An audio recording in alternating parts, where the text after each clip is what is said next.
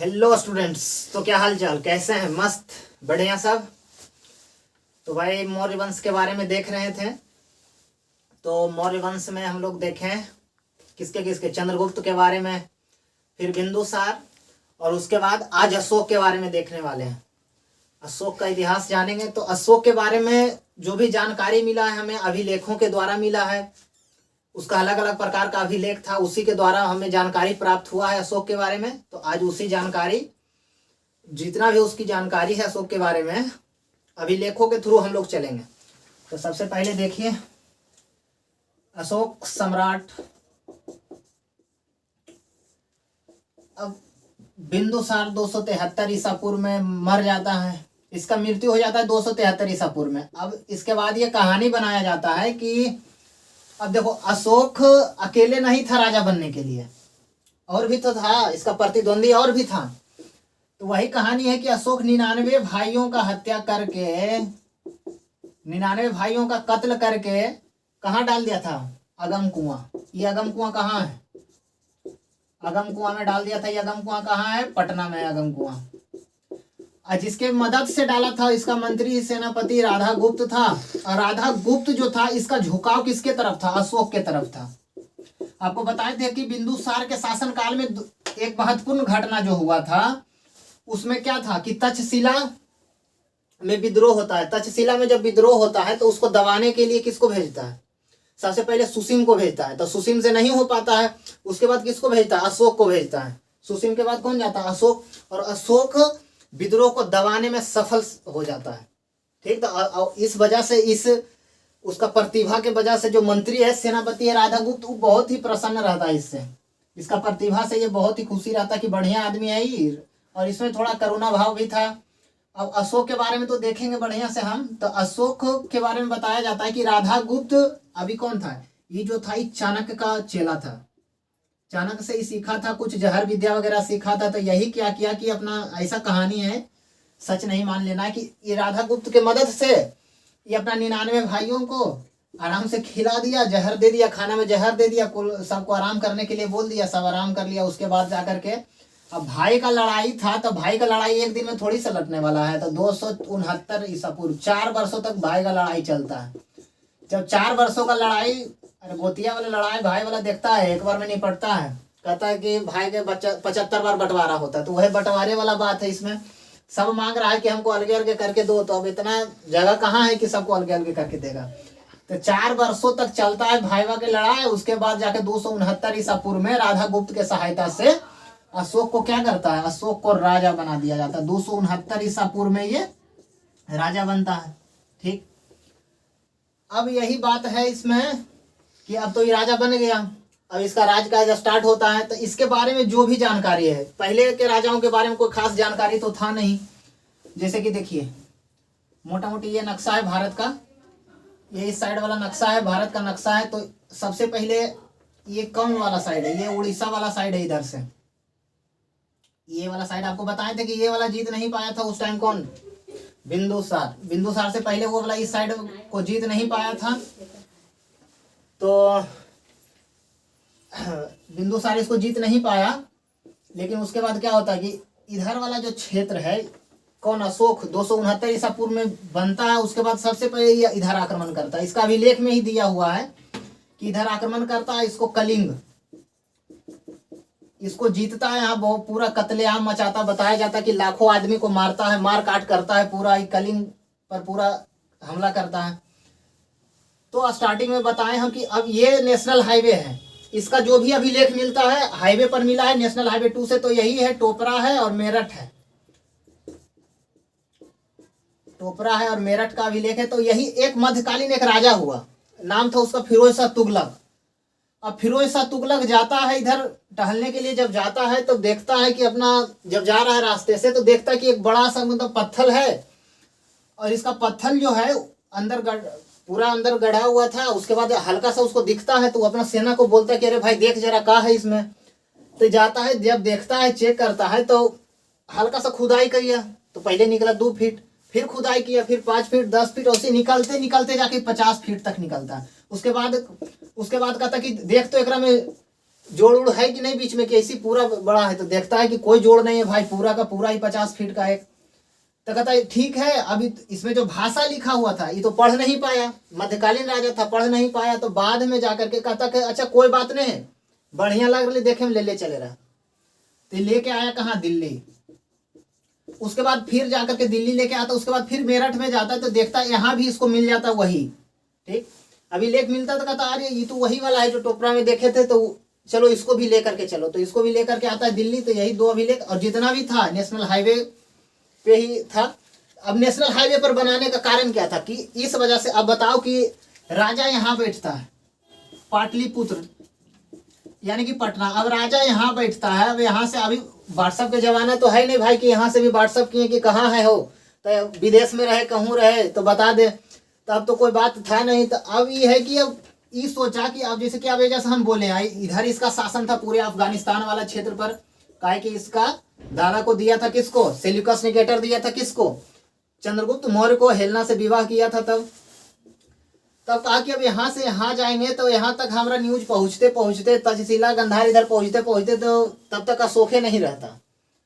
तो कहा कि इसी में आता है कि एक सवाल आपसे पूछेगा कि वैसा कौन सा राजा था जो कि कला के माध्यम से अपनी बातों को रखा, बातों का प्रचार प्रसार किया? तो यही अशोक था। अशोक कला के माध्यम से अपनी बातों का प्रचार प्रसार करता है।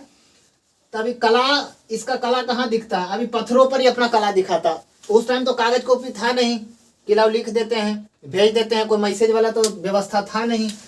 तभी क्या करता है कि पाटलिपुत्र से ही यहाँ से अपना मंत्री को रखता है, सबको आदेश देता है, जो स्क्रिप्ट रहता लिखने वाला, तो बोलता कि अब लिखने का व्यवस्था करो। इसी को जो लिखने का व्यवस्था है इसका, इसके द्वारा, कला के द्वारा, इसी को अभिलेख कहा गया। अब इसका अभिलेख 4 प्रकार का था। सबसे पहला था बृहद, ठीक, उसके बाद लघु।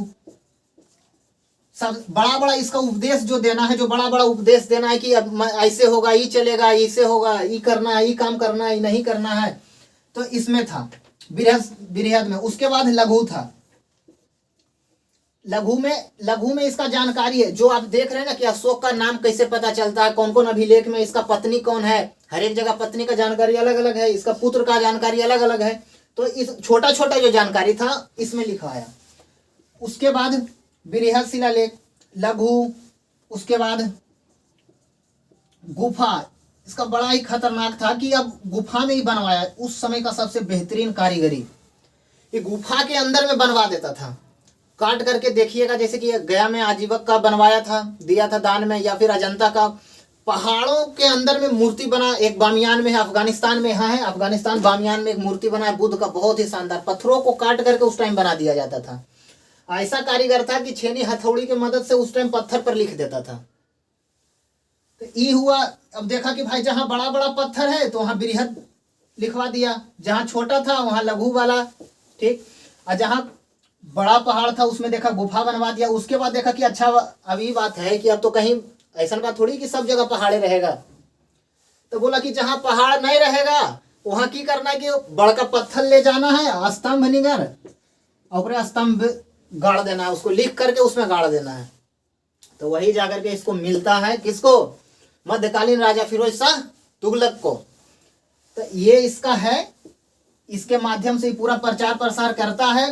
और जो भी जानकारी अशोक के बारे में मिलता है, समझ गए, वो इसी से मिलता है। अब तो ना तो हम थे भैया उस टाइम पे, ना तो आप थे, तो जो था, जो देखा, जो हल्का फल्का भी विवरण बचा उसका, उसी से जानकारी मिलेगा। तो यही सब मिला है। तो अब बात क्या था कि अब जो मिला तो उसमें उस समय का प्रचलित जो भाषा था वो ब्राह्मी था, ब्राह्मी लिपि था, समझ गए। उस समय का ब्राह्मी लिपि था, और ब्राह्मी एक अलग प्रकार का लिपि था जिसको कोई पढ़ नहीं पाता था। अभी कौन पढ़ेगा? अभी आपको दूसरा वर्ड में लिख करके दे दे, उर्दू दे दे, हिंदी वाले को उर्दू दे दे और उर्दू वाले को संस्कृत दे दे, तो कैसे पढ़ेगा?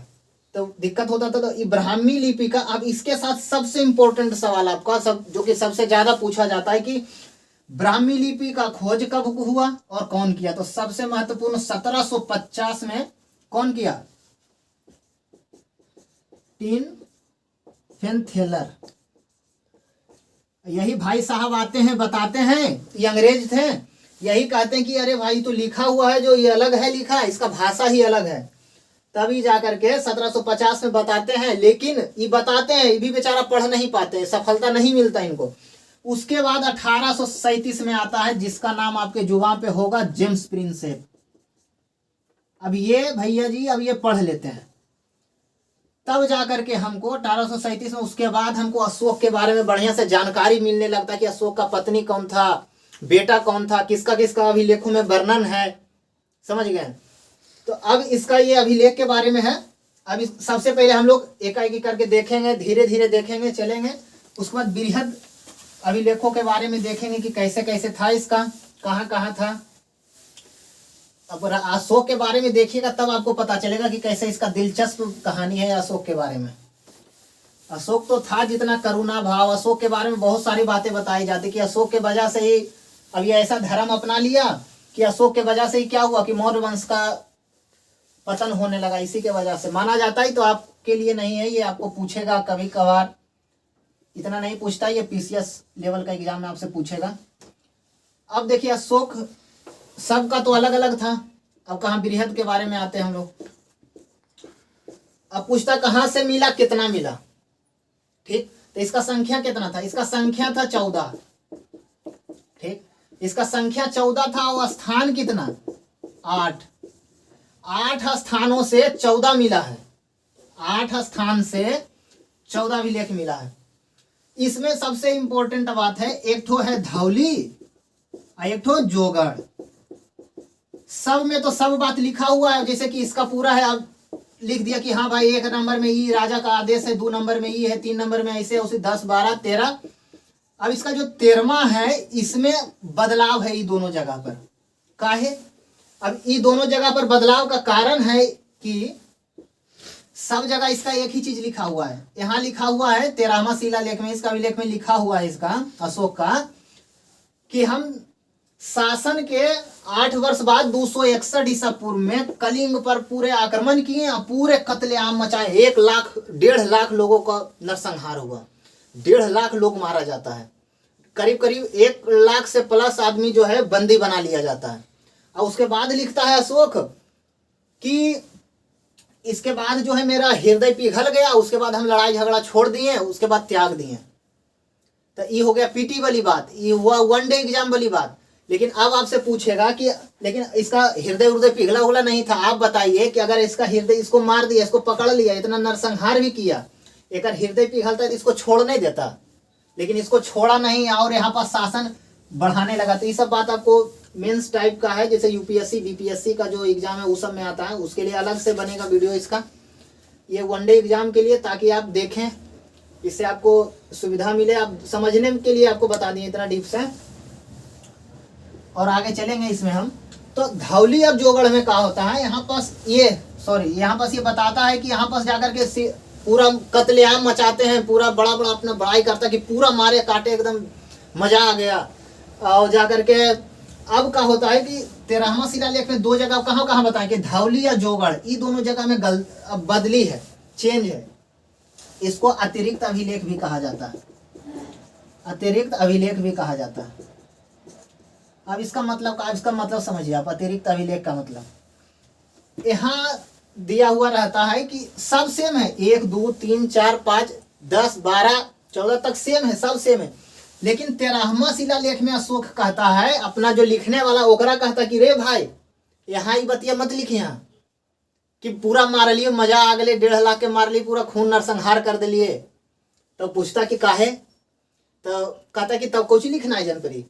तब बोलता है कि यहाँ पास लिख देना कि सारे प्रजा हमार संतान है, सारा प्रजा हमारा संतान है। सोचो अशोक उस टाइम पे ऐसा बयान देना, इससे अशोक लोकप्रिय हो गया पूरा। जो लोकतंत्र अभी लोकतंत्र है कि सारा प्रजा जो हमारा पुत्र के समान है। जैसे अभी आप जाते हैं स्कूटर, अभी नीतीश कुमार दारू बंद कर दिए, तो तुम कहता कि नहीं हमें पिए, हमें मरे, तोरा की जा है, हम अपन पैसा खर्चा कर रहे हैं। तो नीतीश कुमार का यही कथन है कि पीता है तुम, लेकिन हम राजा है देश का, तो सारा प्रजा जो है हमारा संतान के समान है, बच्चा के समान है। तो उसी वजह से तब अतिरिक्त अभिलेख में यहाँ पास यही लिखा था कि यहाँ 2 जगह क्या लिखवा दो कि सब प्रजा जो है, सारे प्रजा हमारे संतान है।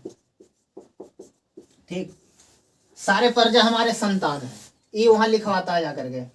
तो अब पूछता है कि काहे भाई, अब ये दोनों जो है धौलिया जोगड़ ही पड़ता है उड़ीसा में। आप बताइए कि आपका गांव में लड़ाई झगड़ा किया है और जाकर के वो जिन पर पूरा नारा लगा रहा है कि मारे, पूरा मजा आ गया एकदम, दम भर मारे, पूरा एकदम दिए, मार काट किए पूरा।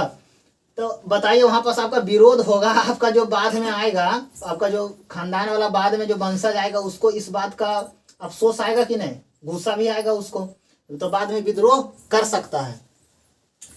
तो अब क्या हुआ कि धौली और जोगड़ में उड़ीसा में ही था, इस वजह से यहाँ पास नहीं लिखवाया। बताइए उड़ीसा में लिखवा देता कि हम पूरा मारे, मजा आ गया, मार काट किए एकदम, पूरा गर्दा छोड़ा दिए, तब कहता है इसी वजह से यहाँ पास चेंज करवा देता अशोक। अशोक का दिमाग देखिए कितना तेज है, कहता सब कुछ वही रह देना, पूरा चीज वही रहेगा, खाली दो चीज तुम यहाँ पास दो जगह पर ये चीज बदली कर देना, यहाँ पास बदल देना तुम, समझ गए। तो बस इसको बदल देता है यहाँ पास धौली और जोगड़ के बारे में। और इसके आगे का कहानी अब हम लोग देखेंगे, इसके अभिलेखों के बारे में, 14 अभिलेख के बारे में देखेंगे। तो ठीक है, फिर मिलते हैं हम लोग नेक्स्ट वीडियो में। आज के लिए इतना ही, आते हैं कल पूरा लेकर के इसका कहानी, ठीक है।